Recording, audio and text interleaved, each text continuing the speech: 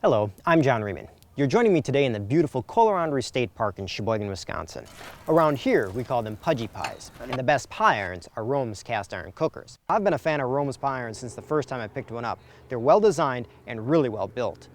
But cast iron isn't ready to go straight off the store shelf. So in this video, I'm going to demonstrate the simple yet necessary steps of seasoning your cast iron cookers. Whether you're preparing your cast iron cookers for first time use, or maybe they've sat idle for a few seasons and you need to give them a little TLC, the process is the same. You want to clean them, dry them, and then apply a coating of Crisco, set them over the fire for about 15 minutes, let them cool, and then repeat the process. You want to repeat it 4 times to get a good base layer of seasoning.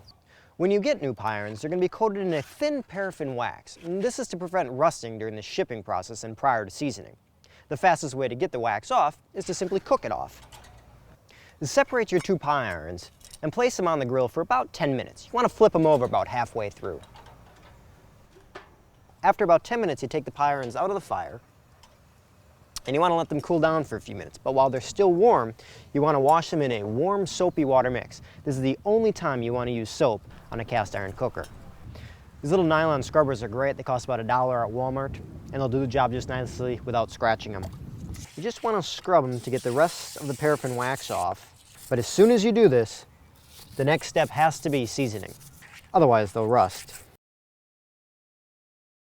Now these will have to cool, because if you try to season warm or hot cast iron, your Crisco is just going to melt. But what you want to do is take your Crisco, any vegetable shortening, take a good chunk of it, and you want to apply a nice layer of Crisco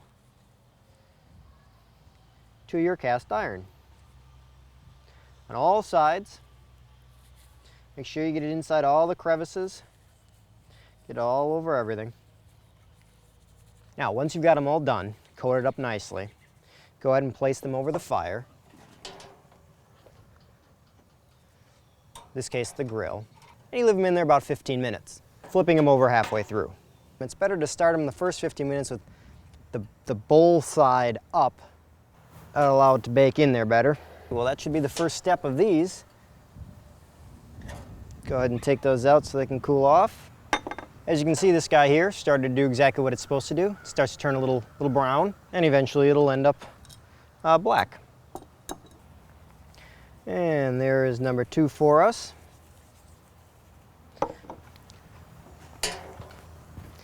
And I'll put these 2 guys back in.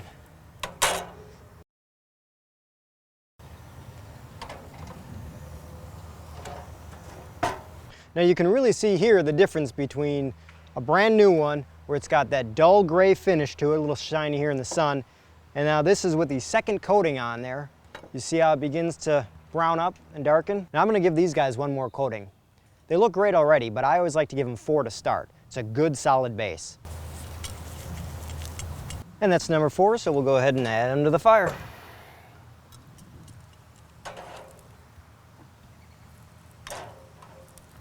Well, let's see how the round ones finally turned out. Oh, look at that. Perfect high gloss finish. Ready to be used tonight. These guys I'll finish up on my own a little bit later. We'll let you get started on your project, and we'll see you around the campfire.